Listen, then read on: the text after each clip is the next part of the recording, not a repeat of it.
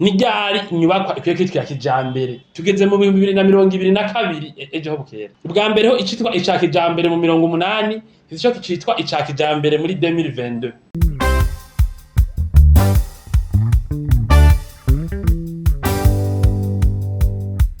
Bakunzi b'ishirahamwe BMBC turabaramukije twongera tubaha n'ikaze mu biganiro byacu. Jewe muri kumwe nitwa Uwamahoro Asheri, ariko sindi jenyene, turi kumwe n'umuyobozi mukuru w'ishirahamwe BMBC aho agiye kubayagira kuri kino kintu tugiye kumubaza. Ico naco kikaba kijanye n'amazu agezweho. Umuyobozi mukuru w'ishirahamwe BMBC twashaka mutuyagire munadutomorere mu gihe umuntu avuze inzu igezweho abashatse kuvuga iki mu vy'ukuri. Urakoze cyane Asheri. Nanje nkuko mubizi nitwa David Ntamakuriro, ni jewe njeje kuyobora rino shirahamwe rya BMBC. Yego ryo muzi yuko rimaze imyaka rikorana namwe kuva mu 2012. Yego rero turamaze kubayagira ibintu vyinshi, turabishura ibibazo vyinshi. Nama ndabivuga niko kwazanye ibi vyuko ibi vy'imigambi yo kubaka mu banyantu bariko baravyitaho bagirisha ivyigwa bagira ibinabiriya. Niyo twafashe irya mbere mu gushwirura abarundi ko imigambi yo kubaka ari ikintu kizima. Yego hariho abatatwumvirije, aco gituma babona ibintu bimwe n'ubu vyibaka bidakwije amategeko. Mugabo benshi baratwumvirije baratangura kubaka amazu bayitondeye bateguye. Mugabo rero turabona n'ubundi hari ibintu dukwiye kunganira abarundi nk'ishirahamwe ry'intangakarorero, kugira ntihaje ariko n'abarundi bakunda ibintu biciriritse, ariko n'abarundi bakunda ibintu biciriritse n'uwishoboye akora ibintu biciriritse byo rwego rwo hasi. N'amashirahamwe manini mbere n'ibikorwa vya leta gusanga vyagenwe byo gukora ibintu biciriritse. Rero hariho nk'akaro ukuntu muri kino gihe abantu bose bavuga ngo nubatse inzu ya kijambere, muna kubaka inzu isanzwe canke etage ngo n'inzu ya kijambere. Ikibazo rero ngomba tukiyage koko mukimbajije. Ni ryari inyubakwa ikwiye kwitwa ya kijambere? Tugeze mu 2022 ejo ho bukera. Ubwa mbere ho icitwa ica kijambere mu 80 ico citwa ica kijambere muri 2022. Muri 80 umuntu yubatse etage naho yaba itagirangira ngo n'ukuntu imeze bavuga ati n'inzu ya kijambere igezweho. Yakira gusa nimba sindi zari zihari mu gihugu abari bahari baca babibona. Je sinari bwavuke. Mugabo ico gihe canke no 90 umuntu yubatse inzu ya etage akayishiramwo toilette abisharako akashiramwo ibinabiri amatara n'amazi yaba n'inzu ya kijambere. Ariko mu 2021 inzu ya kijambere isigaye isigura ibindi bintu. Naco gituma nambwira abantu je dukorana ngaha n'ubo barundi ntibaragera kumva ntibatahura ibintu vya kijambere cyo bisigura. Inzu ya kijambere iba ifise ubuhinga bwa kijambere kwanza. Naya mazu mubona electronique, nukuvuga kwanza havuyemwo bimwe vyo kwifisa amatara n'amazi, ikoze neza impome, ikoze mu buryo buzoramba. Inzu ya kijambere ibirimwo un degré d'automatisme, ibintu biri automatique. Ntihajya inzu ushaka kwemera kwinjira cyangwa kwankirayo nyene. Ntihajya inzu yoshobora kwereka abinjira n'abasohoka ivy'amakamera bimwe mu bya kijambere. Un degré d'électronique. Sino inzu ya kijambere igezweho ni inzu nyene electronique. Inzu iri intelligent. Nukuvuga inzu iri intelligent, inzu amatara aba ari intelligent, inzu bijanye n'amazi biba biri intelligent, inzu bayita ama smart house. Rero tugomba dukebure abantu nk'abantu bafite uburyo bwinshi, abantu bakenutse. Ntufate inzu wisige isheke imiryango izimvye ibikingo cy'ibanga ya kijambere. Uya ari amazi ari intelligent. Nungaye Bujumbura amaze kuhashika turabizi. Nako turamaze kubaka amazi afise un degré d'intelligence. Mugabo ico kivango ni ya kijambere gwagezweho cyane. oya rero ico kintu bacemera amazu ya leta nico gituma mu bindi bihugu ubu uye nta nzu ihambaye nk'iya leta ikorwa ko na entreprise imwe usanga ari entreprise je kubaka ivyo vya security ivyo vy'ama security harimo n'ibintu ivy'imicanga vy'ama incendie n'ibiki nk'ivyo mana banki ngaha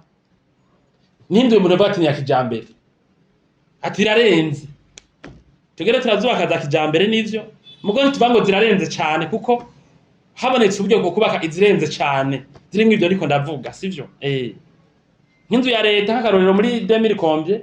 nyoshaka kubaka nk'inzu ya province itagira ahantu bagira ivya security itagira ama pièces ari sécurisé hanyuma bavuga ati gouverneur canke ministre yinjiyemo hajya kugira umukure biragoye ayo niyo mazu ya kijambere akontrola afise systeme yo kontrola isoka n'ivyinjira ayo niyo mazu ya kijambere kandi si ibintu bizimvye cane ni ibintu abubaka amazu bazi ko biriho biri apporté d'homme mugabo bisaba ko umuntu abazi kwanza ko ariho ibintu bigeze kandi abantu bakariha kuza barakora ibintu inyuma y'abandi hanyuma rero muvyo kubaka amazu ya kijambere mu bihugu abantu bategura cane kazoza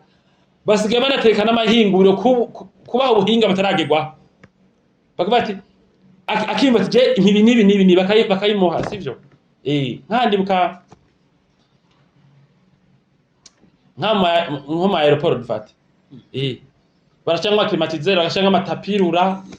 umuntu akaba yagenda yose aratambutse mugabo usamaye ushaka kubaka aeroport muri 2022 ukayubaka abantu bakoresha ingazi n'amasansere yonyene rero nukuza turaba ibintu byiza lo mere bitarashika n'ahandi nivyo bituma niyo gitera imbere creativity mu bisanzwe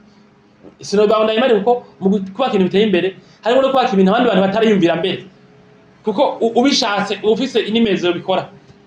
nico murakoze ego murakoze kuba mudutomoreye kuri ico kintu rero turazi yuko ishirahamwe murongoye ari ishirahamwe rikunda kuzana ibintu bishasha na cyane mu bintu by'inyubako nk'umuntu yo kwitura ishirahamwe BMBC kugira ngo bashobore kumwubakira smart house mubona mwiteguye twe twaragize departement smart house smart house izo bizeje kubaka amazu agezweho n'ubu twubaka agezeho gose aba yabonye aho twubaka bavuga ngo murarenze uravyumva ariko turazi ko kugira ngo tujane iterambere isigezeko bisaba ubuhinga bugeze kure yego kandi two kwita abafundi kubera ngo barundi mama ngo babone umenga twahanye guje ndumvuga ngo ko bavyemera ngo reka tugume ngaha oya dushaka tugere kuri dogere muri BMBC hamwe n'umuntu avuye muri Turiki asanga ubwo buhinga tushobora kuronka kirumvikana yego rero twagize departement smart house ayo mazu turayubaka ubu mugabo dushaka kwiteza imbere hamwe twubaka ibintu birebire gose nshatse kuvuga amazu ateye imbere cyane natwe ari ama etage mugabo umuntu akavuga ati yinzu none inzu itagiramo internet ntigiremo igikoni cya kijambere ntigiremwo ubwo buhinga bwo security kubona ibisohoka n'ivyinjira ntigiremo ibyo kwinga incendie ivy'imiriro iyo nzu baba ari ya kijambere gute twe dukeneye kubaka amazu rero kuburyo basi niba uri umuntu avuye muri Amerika ashitse ngaha mu Burundi abona by'ukuri ko ari dari meme condition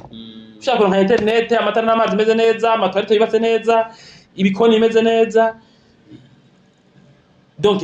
iyo nzu ifise ushaka kwemera kubona hariya na hariya communication igenda neza ndani iba ari ya kijambere mugabo abantu benshi barubakira amazu abantu ngaha mu Burundi atagiramo ivyo bintu bakavuga ngo ni ya kijambere kubera gusa arama etage ariko uturangi ugasanga etage ntigira igikoni nesivyo ugasanga etage ntigira imwene ko ndavuga laundry n'ibindi bintu byose amatoilette ameze ukuntu nakuriye sivyo ukambwira ngo ni ya kijambere natwe turazubaka iyo duhuye n'abantu batabishoboye mugabo bishoboye ivyo bintu natwe turabwira uti hari ibya kijambere bishoboka kandi nk'abantu bari mu mahanga rero bakebure ibintu babona bageze ko hariya natwe ngaho turabishoboye mugabo ingorane iyo baje ntibatwemera ko tubikora acabwira ngo nakabibatse kurango nanye nshaka kubaka kwinzu hariho rero ibintu d'ordre smart udashikira iyo ugumye uvuga ngo nakabibatse kuko hari amazu ngaha mu Burundi manini n'ama etage atarakijambere yego urakoze ico kibazo nyene nico nagomba nariko ndiyumvira ko nohava ndakubaza nimba inzu iba ya kijambere kubera ari etage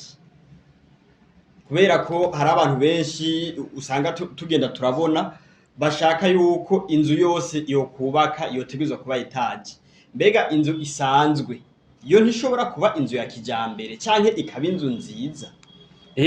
inzu atari etage irashobora kuba ya kijambere etage atari ya kijambere ibintu rero abantu babimenye urashaka kubaka inzu ya kijambere hakariro ku miliyoni atari etage nko ku miliyoni amajana 2 na kubaka smart house nko kuri miliyoni nk'amajana nkangahe uravyumva naho byabinganye ivyuma kubaka inzu dufate ikingomara gitange kumuco cyane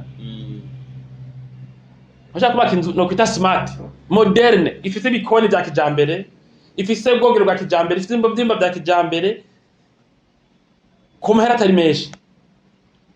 mugabo naho yagwiza kabiri bikanka ko kubaka smart house ya etage yubwo rero abantu babimenye uko bakubaka smart house inzu ya kijambere irimo igikoni cya kijambere ciza gose irimwo internet inzu irimwo ubuhinga bwa security irimwo ikoze mu neza amajardin amaparking akomeye ibintu byose ikomeye washaka kwibaka atari etage kwibaka ifite nk'izimba 5 kwayigira smart atari ku mahera menshi mugabo kugira ngo ugire inzu ya etage smart moderne iragutwara amaya atari make rero umuntu nadaraba ibyashoboye ntihagire umuntu adakaba mu nzu atari ya kijambere kubera yubatse etage ego ndi ushaka kuyihindura ikaba ya kijambere muri kazoza mugabo bitwara uburyo butari bukeye umuntu abona ko ashoboye itari etage ayubake ubona ashoboye etage nawe ayubake mugabo umuntu yubake muri 2020 yubake inzu ya kijambere nimba atashoboye kuyubaka ngo ayimare ayitegure kuburyo izoba ya kijambere hari ibintu kama reservation ugasiga datubwira ngo hade haciki urutsingu runuru ugizobe ya kijambere sivyo umva rero kuri ibi tuko turavuga byuko abarundi bakunda kwita ibintu bya kijambere ibitari bya kijambere nk'akarorero mu Burundi uvuze shaka gufasha no gutahura inzu ya kijambere cisigura ko idasigura inzu isize amarangi meza yubatse ku mahera menshi gusa isigura inzu irimo nyene ibintu bya kijambere navyo turabizi ni internet ni amatara n'amazi ubwogero byubatse neza ibintu bya security ibintu bya production d'incendie n'ibindi bintu bikurikirana sivyo mu Burundi nk'akarero uvuze ibaranya kijambere abantu bumva ikaburimbi uvuze ikibuga cya kijambere bumva cyubakiye kizitiye kandi atari byo bavuze musanzwe nk'ibaranya kijambere musanzwe bavuze ibarabara ryagutse rimeze neza rifise ahantu hagenewe b'amaguru hatunganijwe neza habakingira rifise n'ahantu hagenewe abantu b'amakinga habakingira wikinga dahura n'imodoka uravyumva musanzwe nkaho mu bindi bihugu niyo bitama barakijambere afise na bya byuma vyerekana nko mu bisagara aho umuntu hagarara hagenda n'aya matire mwibarabara ifise naho batima icafu n'ibindi sivyo ayo ni mabara busanga ari akijambere mugurumba mu Burundi umuntu ashaka kubaka ibarabara no mu gisagara bitagira ibintu byinshi muri ivyo ashobora kujya kijambere kubera ari riko kaburimbo n'amazu rero abantu bubaka yaba ya leta y'abayiki barayubaka atagira ivyo bintu bagacavuga ngo ni aya kijambere atagira ubwo buhinga nakubwiye atagira internet atafise ibikoni vyiza adafise ibinabiriya dutegereza kurenga kuri urwo